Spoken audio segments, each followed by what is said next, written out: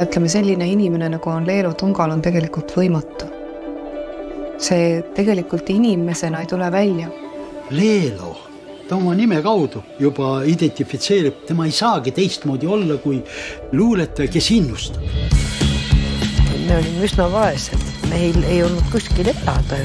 Kirjutusmasin seisis külmkapi peal ja siis, kui lapsed magasid, siis ma võtsin selle jälle alla ja 15 ruutmeetri peal oli veel ka tiitklaver.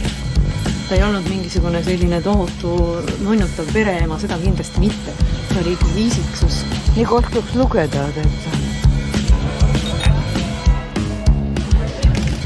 kui sul on väga raske, Leelo võib isegi surma üle musta nalja visata. Kui kaua te veel luuletusi ja raamatuid kirjutate? Kuni elan, eks ma seni ikka kirjutan, jah. See aitab nagu elus edasi. Kui on valida, kas mõni asi teeb viha või ajab naerma, siis tuleks ikkagi naerda.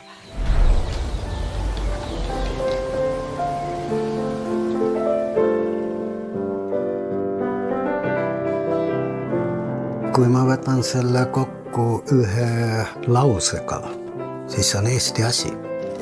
Tõeline vastupanna inimeses on enda harimine. See, mis on inimesel sees, on niivõrd oluline.